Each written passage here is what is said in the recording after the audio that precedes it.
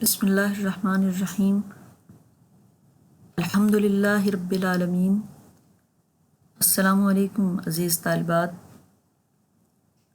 اللہ کی مہربانی سے ہم آج اپنا دوسرا چیپٹر سٹارٹ کرنے لگے ہیں۔ پہلے چیپٹر میں ہم نے پاکستان کی ابتدائی مشکلات کو ڈسکس کیا تھا۔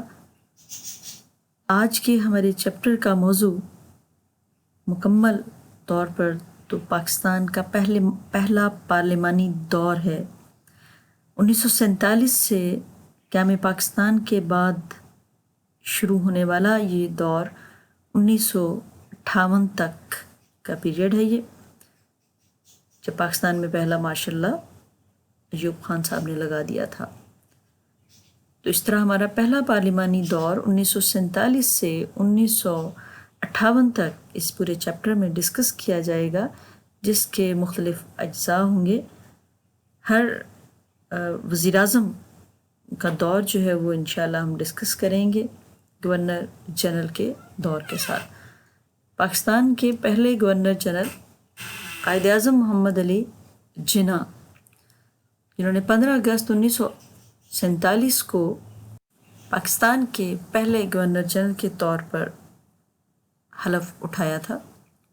15 اگست 1947 کو قائد اعظم محمد علی جناح پاکستان کے پہلے گورنر جنرل بنے تھے۔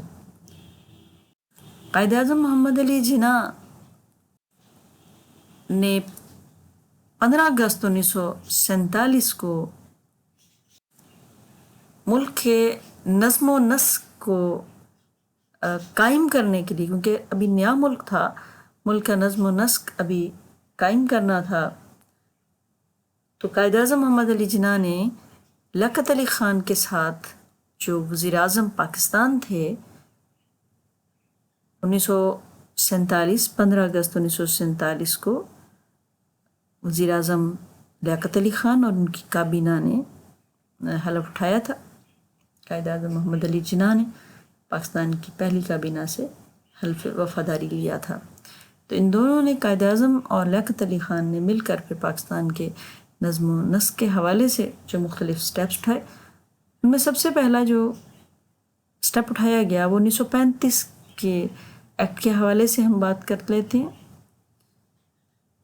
کہ 1935 کے ایکٹ کو، قانون حکومت ہند کو مختلف ترامیم کے ساتھ عبوری آئین کے طور پر ملک میں نافذ کیا گیا۔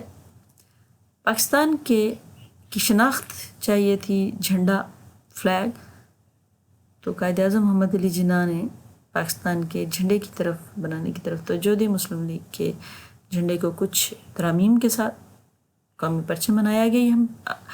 ہم اپنے پچھلے چیپٹر میں پاکستان کے جو ابتدائی مسائل ڈسکس کر چکے ہیں، اس چیپٹر میں ہم نے ان مسائل کو قائد اعظم محمد علی جناح نے بطور گورنر جنرل کیسے ان تمام مشکلات پر قابو پایا، یہ آج کے ہمارے چیپٹر کا اصل موضوع ہے۔ تو قومی پرچم بنایا، دستوریہ، ظاہر سی بات ہے ہمارے ملک کی جو بنی پچھلی متحدہ برصغیر کی دستوریہ کو ہی نئی دستوریہ کا رنگ دیا گیا۔ امارت اس کی سندھ اسمبلی کی لے لی گئی تھی، اور پاکستان کا پہلا دارالخلافہ کراچی کو بنایا گیا تھا۔ پاکستان کی پہلی کابینہ جس سے حلف قائد اعظم محمد علی جناح نے لیا تھا، اس کابینہ میں آیا چندریگر، ملک غلام محمد صاحب، عبدالرب نشتر، راجہ غضنفر علی خان، جوگندر ناتھ منڈل، فضل الرحمان وغیرہ شامل تھے۔ تھوڑے عرصے کے بعد چودھری ظفر اللہ کو وزارت خارجہ دے دی گئی تھی، کیونکہ راجہ غضنفر علی خان ایران میں سفیر مقرر ہو گئے تھے، تو خواجہ شہاب الدین صاحب وزارت داخلہ ان کو دے دیا گیا۔ یہ انتہائی اہم قسم کی ابتدائی قائد اعظم محمد علی جناح نے جو نظم و نسق کو سنبھالنے کے لیے اقدامات اٹھائے وہ یہ تھے۔ پھر سب سے اہم کام جو تھا کہ ہماری جو بیوروکریسی ہے، ہمارا جو سسٹم چلانے والے لوگ تھے، سول آفیسرز، وہ پہلے متحدہ ظاہر ہندوستان سے تعلق رکھتے تھے۔ اب پاکستان کے قیام کے بعد جو مسلمان سول آفیسر تھے، سول اور ملٹری آفیسر، انہوں نے پاکستان میں جانے کو پسند کیا تھا۔ اب ان لوگوں کو ہندوستان سے، بھارت سے پاکستان لانا بھی ایک بہت بڑا مرحلہ تھا، کیونکہ آپ سب جانتے ہیں انتقال آبادی جب ہوئی تو مہاجرین جب آنا شروع ہوئے تو پھر ان کے ساتھ کیا ظلم و ستم کی کہانیاں جو ہیں وہ ہو گئیں کہ جو گاڑیاں انہیں لے کر آ رہی تھیں ان کا بھی حشر نشر کر دیا، مسلمانوں کا قتل عام شروع کر دیا۔ تو بہرحال ایسی گاڑیوں کو چونکہ روک کے لایا جا رہا تھا تو قائد اعظم محمد علی جناح نے ملک کے نظام کو بہتر طریقے سے چلانے کے لیے ان سول اور ملٹری افسران کو بھارت سے پاکستان منتقل کرنے کے لیے ٹاٹا اورینٹ ایئر ویز کے ساتھ معاہدہ کر کے ہماری حکومت نے ان افسران کو لانا شروع کیا تھا۔ تو ابھی 18 پروازیں آئی تھیں اس ٹاٹا اورینٹ ایئر ویز کی کہ بھارتی حکومت نے اس فضائی کمپنی کو سرکاری تحویل میں لے کر اس کا سلسلہ منقطع کر دیا پاکستان آنے کا۔ تو پھر بعد میں ہم یہ پچھلے والے میں بھی ڈسکس کر چکے ہیں کہ BOAC جو پھر کمپنی تھی، فضائی کمپنی، اس کے ذریعے ان سرکاری افسران کو پاکستان منتقل کیا گیا تھا۔ جب یہ پاکستان منتقل ہو گئے تو پھر اس سے اگلا مرحلہ تھا ان سول سرونٹس کی تنظیم نو، یعنی سول سروس کی تنظیم نو جو ہے وہ کی جائے۔ پاکستان کے حالات اور واقعات کے مطابق اس سروس کی تنظیم جو ہے وہ کرنا مقصود تھا۔ مختلف محکموں کے سیکٹریز ہوتے ہیں، ان محکموں کے کاموں کو دیکھنے کے لیے، تو مختلف محکموں کے سیکٹریوں کے مابین رابطہ کے لیے ایک نیا عہدہ، سیکٹری جنرل کا عہدہ جو ہے وہ کریٹ کیا گیا تھا دور حکومت میں، پہلے دور حکومت میں، تاکہ پاکستان جو ہے وہ بہتر طریقے سے ایک بنیادی ڈھانچہ اسٹرکچر جو ہے انفراسٹرکچر بنانے لگیں تو اس میں لنک تمام محکموں کے درمیان قائم ہو سکے اور اچھی ورکنگ ریلیشن شپ کے ساتھ ملک کا نظام جو ہے وہ چلایا جا سکے۔ چودھری محمد علی صاحب اس منصب کے لیے سب سے پہلے سیکرٹری جنرل کے عہدے پر فائز ہوئے تھے۔ قائد اعظم محمد علی جناح نے سول افسران کو پھر ہدایات اور رہنمائی بھی عطا کی۔ انہوں نے یہ بات مختلف جگہوں پر جب وہ گئے اپنے دوروں کے سلسلے میں، مشرقی پاکستان گئے، سرحد اور کراچی، تو ہر جگہ انہوں نے عوام کے ان سرکاری افسران سے یہ اپیل کی کہ عوام کے حاکم نہ بنے، خادم بنے۔ آپ نے انہیں ہدایت کی کہ وہ اپنے آپ کو، اپنے فرائض کو انصاف، ایمانداری اور ثابت قدمی سے سر انجام دیں، تو یقیناً ملک جو ہے ان تمام مشکلات پر قابو پا لے گا۔ قائد اعظم محمد علی جناح کا اگلا سب سے اہم بطور گورنر جنرل جو کام ہے، انہوں نے صوبائی حکومتوں کی تنظیم نو کی تھی۔ سب سے پہلے ہم دیکھ لیتے ہیں ہمارے 4 صوبے مغرب کی سائڈ، مغربی پاکستان کے حصے میں تھے، سرحد پنجاب، سندھ اور بلوچستان، اور ایک ہمارا صوبہ مشرقی سائڈ پر تھا ہندوستان کے، مشرقی بنگال، جس کو مشرقی پاکستان بھی ہم کہتے ہیں۔ تو سب سے پہلے ہم سرحد کو دیکھ لیتے ہیں کہ اس کی تنظیم نو کیسے کی، کہ وہاں صوبائی حکومت پہلے سے جو کام کر رہی تھی وہ کانگریسی وزارت کے تحت بنی ہوئی تھی پہلے سے۔ ڈاکٹر خان صاحب اس حکومت کے چیف منسٹر تھے۔ پھر ایسا ہوا کہ جب پاکستان بن گیا تو ڈاکٹر خان صاحب چونکہ کانگریس کے ہمدرد تھے، عبدالغفار خان صاحب جن کا ہم پچھلے اس میں بھی تذکرہ کر چکے ہیں کہ بھائی تھے یہ، تو انہوں نے پاکستان کے جو سب سے اہم جو سٹیپ کیا، شاید قائد اعظم کی حکومت کو ختم نہ کرتے مگر انہوں نے پاکستان کے پرچم کو سلامی دینے سے انکار کر دیا، کیونکہ پاکستان کو وہ مانتے ہی نہیں تھے، وہ پختونستان کے حوالے سے بات کرتے تھے۔ تو قائد اعظم محمد علی جناح نے ایک نئی مملکت کے لیے اس بات کو انتہائی زہر قاتل سمجھا، انہوں نے سرحد وزارت کو برطرف کر کے خان عبدالقیوم خان صاحب کو وزیر اعلیٰ مقرر کیا۔ اسی طرح جب ہم پنجاب کی طرف آتے ہیں تو پنجاب میں پاکستان بننے کے وقت گورنر راج نافذ تھا، اس گورنر راج کو آپ نے ختم کر کے نواب افتخار حسین ممدوڑ صاحب کو، جو مسلم لیگ اسمبلی پارٹی کے سربراہ تھے، ان کو وزیر اعلیٰ کے عہدے پر فائز کیا۔ سندھ کی بات کر لیتے ہیں۔ سندھ میں مسلم لیگی وزارت آلریڈی جو قائم تھی، اس کو ایوب کھوڑو صاحب کی یہ وزارت تھی، اس کو حسب سابق قائم رہنے دیا۔ بلوچستان چونکہ ابھی اس کو صوبے کا سٹیٹس نہیں دیا گیا تھا، تو قائد اعظم محمد علی جناح نے اس صوبے کے لیے ایک مشاورتی کمیٹی قائم۔ مشرقی پاکستان کی بات کر لیتے ہیں. وہاں کی تنظیم نو کیسے کی کہ وہاں سہروردی صاحب حسین شہید سہروردی صاحب کی حکومت تھی. کافی سال وہاں وہ حکومت کرتے رہے تھے. اور جب پاکستان میں شامل ہونے کی بات ہوئی مشرقی بنگال اور مغربی بنگال میں کے حوالے سے، تو مغربی بنگال والوں نے انڈیا میں شامل ہونا پسند کیا اور مشرقی بنگال جو ہے وہ پاکستان کے حصے میں آیا. تو وہاں پر وزارت سہروردی صاحب کی تھی، وہ ختم ہو گئی، اور خواجہ نظم الدین صاحب نے مسلم لیگ کے جو قائد تھے مشرقی پاکستان میں، انہوں نے وہاں کی وزیر اعلیٰ کی حیثیت سے پھر حلف اٹھایا. اب اگلا اہم مسئلہ آتا ہے مہاجرین کا مسئلہ. قائد اعظم محمد علی جناح نے بطور گورنر جنرل کے اور قوم کے باپ کے انہیں احساس تھا کہ جو مہاجرین ہندوستان سے لٹے پٹے کٹے پھٹے آ رہے ہیں وہ کتنی ذہنی، کتنی جسمانی اور کتنی جذباتی تکلیف کے ساتھ وہ یہاں پر پہنچ رہے ہیں صرف اور صرف پاکستان کے لیے. تو انہوں نے مہاجرین کے حوالے سے جو بھی پریشانیاں تھیں، سب سے پہلے تو انہوں نے ریفیوجی فنڈ، ان پریشانیوں کے ازالے کے لیے سب سے پہلے ریفیوجی فنڈ قائم کیا، ریفیوجی کمیٹی قائم کی، اور اس کمیٹی کے ذریعے پھر تمام کام اپنی نگرانی میں مکمل کروانے کی کوشش کی. نوابزدہ لیاقت علی خان صاحب جو وزیر اعظم پاکستان تھے، ان کو بھی ہدایت کی کہ اپنا ہیڈ کوارٹر لاہور منتقل کریں. کہ قائد اعظم دیکھ رہے تھے کہ کس طرح مسلمان جو ہیں وہ پاکستان آنے کی خواہش کرنے والے لوگ پریشانیوں کا شکار ہو رہے ہیں. قائد اعظم محمد علی جناح خود بار بار دورہ کر رہے تھے مختلف کیمپس کا، مہاجرین کے کیمپس کا. والٹن کا جو ایک بہت بڑا کیمپ تھا لاہور میں بنا ہوا، قائد اعظم نے اس کا دورہ کیا.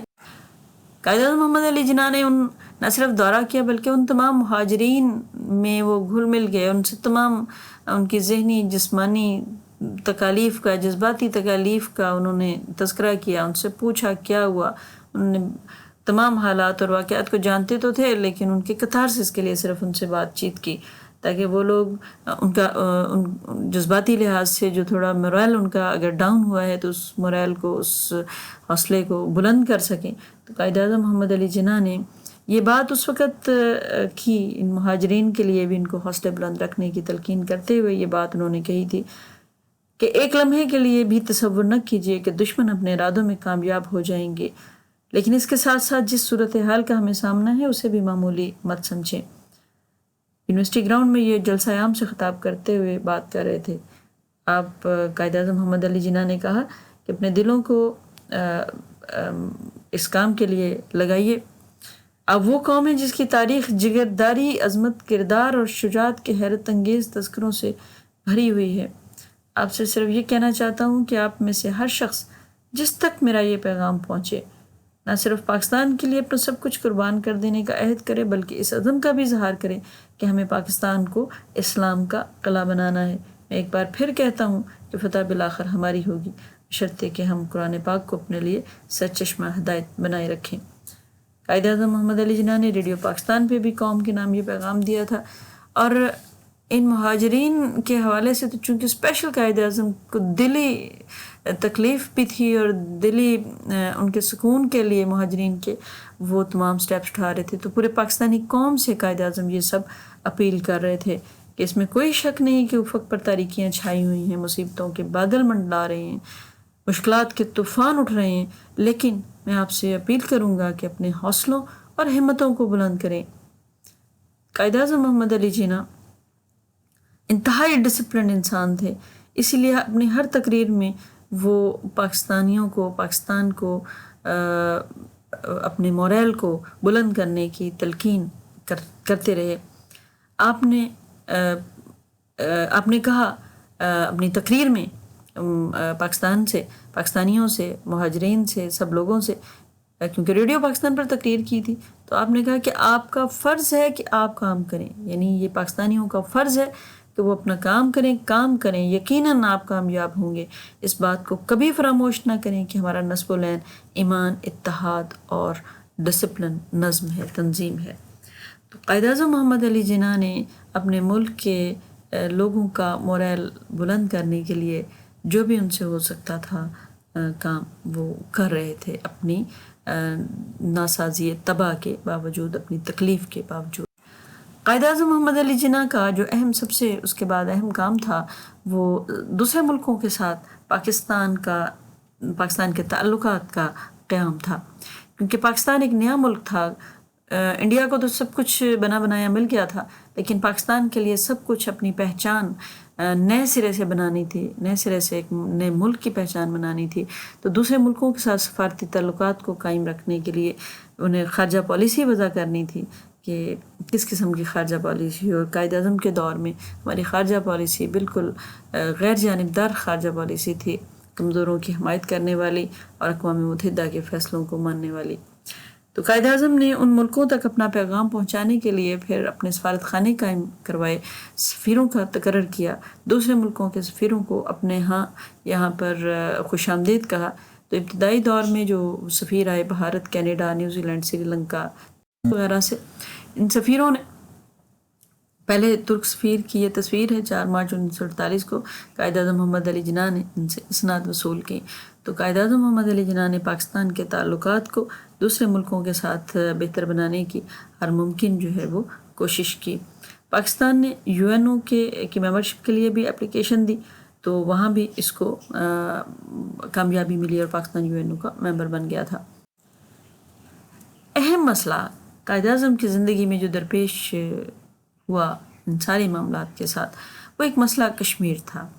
اس کشمیر پرابلم کی وجہ سے آج بھی پاکستان وہ پریشانی کا شکار ہوا، کیونکہ اس وقت کے راجہ ہری سنگھ نے ہندوستان کے ساتھ الحاق کیا، عوام کی 80% مسلمان عوام کے جذبات کو نظر انداز کرتے ہوئے، ان کے خیالات کو نظر انداز کرتے ہوئے۔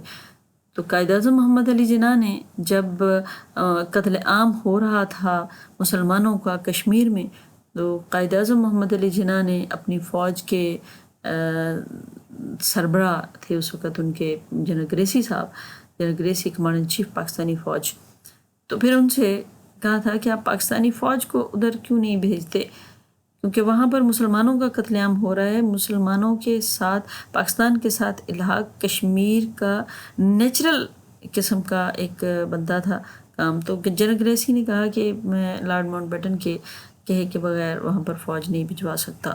تو بہرحال پاکستان کو پھر خاموش اس حوالے سے ہونا پڑا تھا، مگر قبائلی جو تھے وہ مسلمان اپنے بھائیوں کی مدد کے لیے از خود پھر نکل پڑے تھے، اور انہوں نے قائد اعظم کو کہہ دیا تھا کہ ہمیں مت روکیے گا، یہ ہم اپنے حصے کا کام کرنے جا رہے ہیں۔ بہرحال قائد اعظم محمد علی جناح نے اس مسئلہ کشمیر کو حل کروانے کی کوشش کی، پاکستان کے ساتھ الحاق کی، تو ان کی زندگی نے وفا نہ کی اور ان کی ڈیتھ ہو گئی جب، تو پھر ہم مسئلہ کشمیر کو ہم سلجھا نہ سکے۔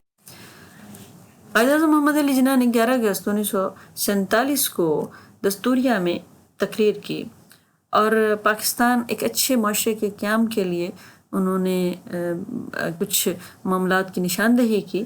ان میں سے ایک معاملہ سب سے بڑا ان معاشرتی برائیوں سے نجات کا معاملہ تھا جو بددیانتی اور رشوت ستانی جیسی اہم برائیاں تھیں۔ قائد اعظم محمد علی جناح نے اپنی دستوریہ کی تقریر میں ان برائیوں کے خلاف اعلان جہاد کیا۔ آپ نے کہا، اس وقت ملک میں جو بڑی لعنتیں مسلط ہیں، ان میں رشوت خوری اور بے ایمانی بھی شامل ہے، ہمیں ان کو فولادی پنجہ سے ختم کر دینا ہے، اور مجھے امید ہے کہ آپ اس اسمبلی میں بھی بہت جلد ایسے فیصلے کریں گے جس سے ان لعنتوں کو جلد از جلد ختم کیا جا سکے۔ اور یہ واقعی زہر تھا، اس زہر کے اثرات آج بھی پاکستان میں نظر آتے ہیں۔ اگلا مرحلہ قائد اعظم محمد علی جناح کا افواج پاکستان کے لیے اس کی جو فوج ہے وہ ہونا بہت ضروری تھی۔ تو قائد اعظم محمد علی جناح نے افواج پاکستان کی تنظیم کی، نئے سرے سے اس کو منظم کیا اور اس کی رہنمائی کی۔ قائد اعظم محمد علی جناح نے بحری، بری، فضائی تمام قسم کی افواج جو ہیں پاکستان کے کی حفاظت کے لیے بنائے جانے والے گروپ، ان سارے فوجی لوگوں کی فوج کی حوصلے کو بلند کرنے کے لیے مختلف جگہوں پر خود گئے، ان لوگوں کو جا کر ان کا حوصلہ وہ بڑھایا۔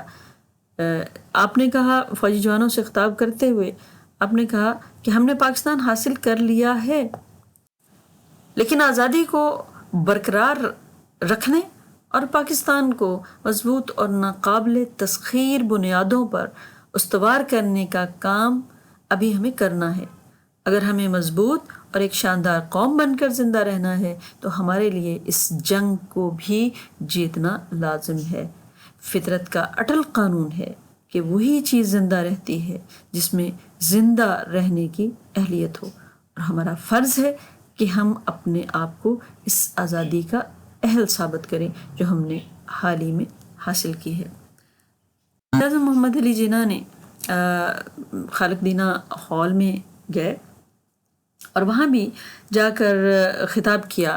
قائد اعظم محمد علی جناح نے بحری اور بری افسران کے ساتھ آپ نے کہا یہ ہمارے وجود ہی کو چیلنج ہے، اور اگر ہمیں بطور قوم زندہ رہنا ہے اور پاکستان کے بارے میں اپنی خوابوں کو حقیقت کی شکل دینا ہے تو ہمیں درپیش مسائل سے دن دگنی رات چگنی درپیش مسائل سے دگنی چگنی طاقت سے نپٹنا ہوگا۔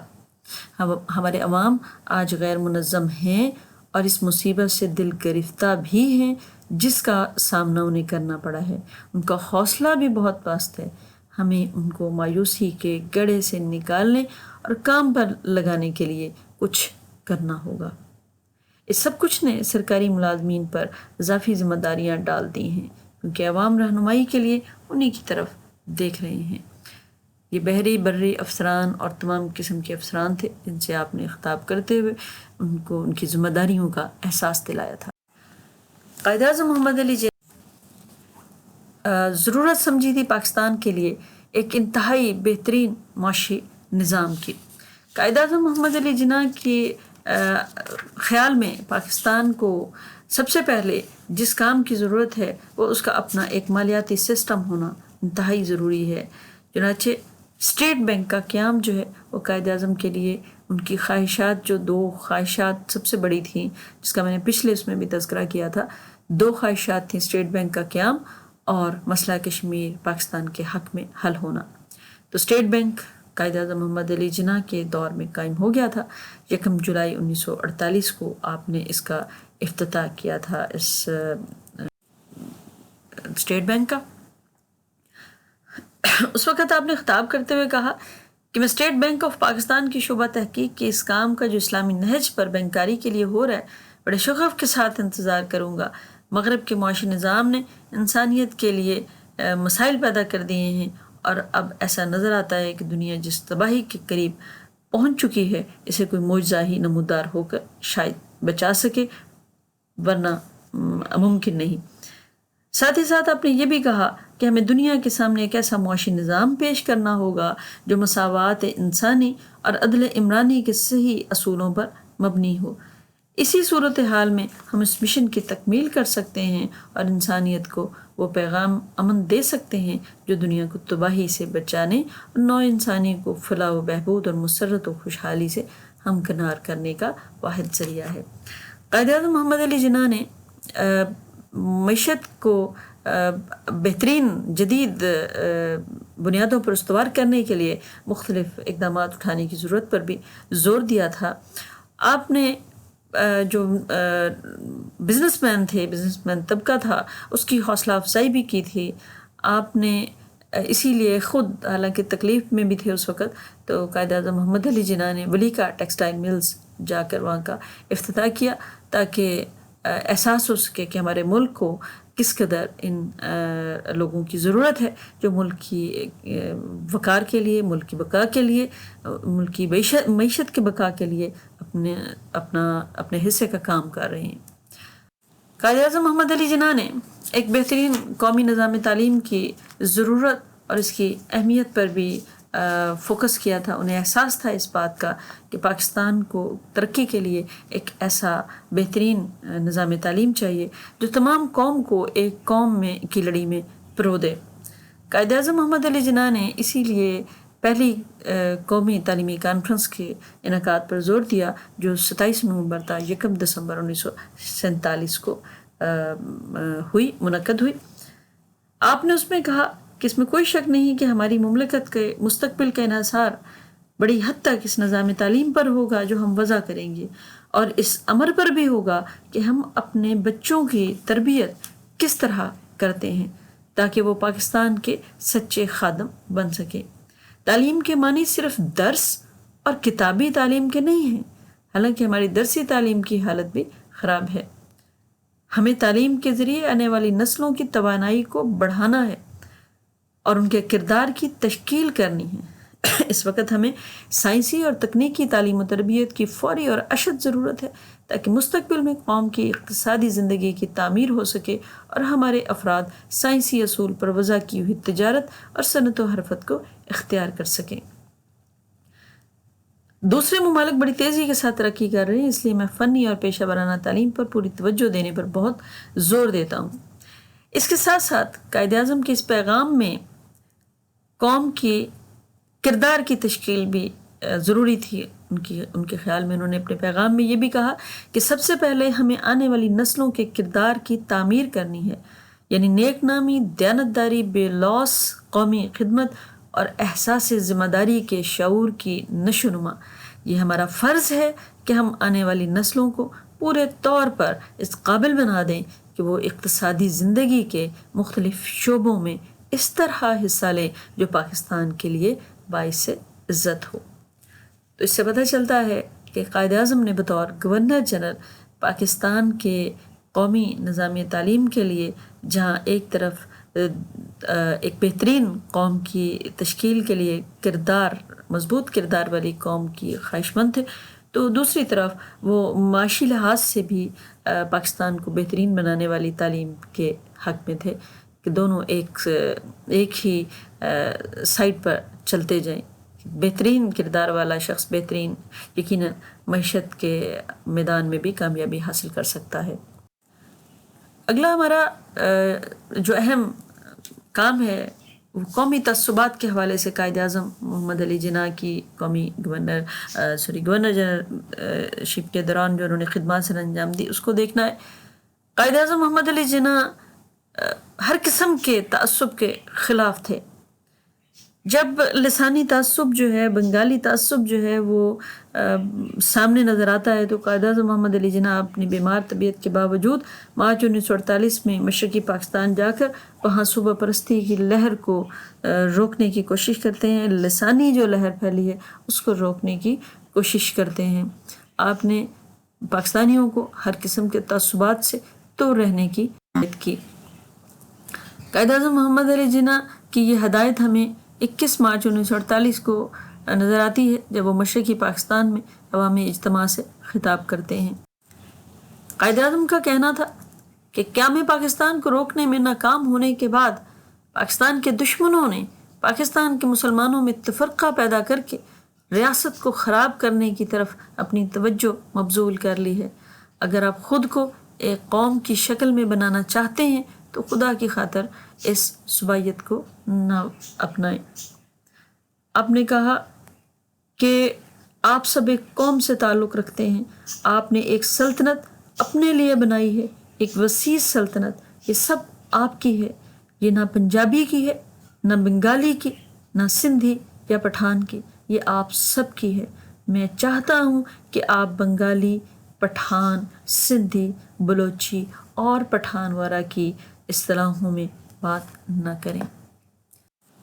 قائد اعظم محمد علی جناح ایک بہترین لیڈر، ایک بہترین سپہ سالار اور ایک بہترین انسان تھے۔ اسی لیے اللہ تعالیٰ کی مہربانی سے ہندوستان کے مسلمانوں کے لیے ایک الگ ملک لینے میں کامیاب ہوئے۔ قائد اعظم محمد علی جناح نے جو کہا قوم نے آنکھیں بند کر کے اس لیے یقین کیا کہ قوم جانتی تھی کہ ان کا لیڈر ان کی خواہشات کے خلاف نہیں جا سکتا۔ ملت کا پاسباں ہے محمد علی جناح، ملت ہے جسم، جاں ہے محمد علی جناح۔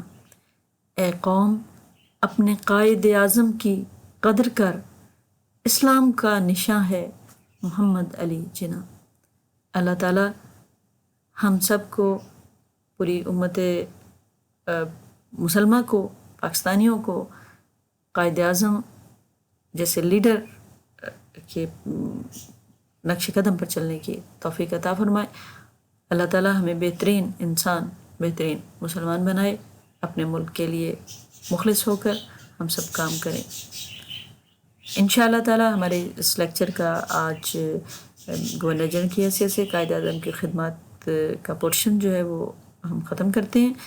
انشاءاللہ تعالیٰ اگلے لیکچر میں ڈاکٹر علی خان کی خدمات کے ساتھ بطور وزیر اعظم ہم حاضر ہوں گے۔ اللہ تعالیٰ آپ کا سب کا حامی و ناصر ہو۔ اللہ حافظ۔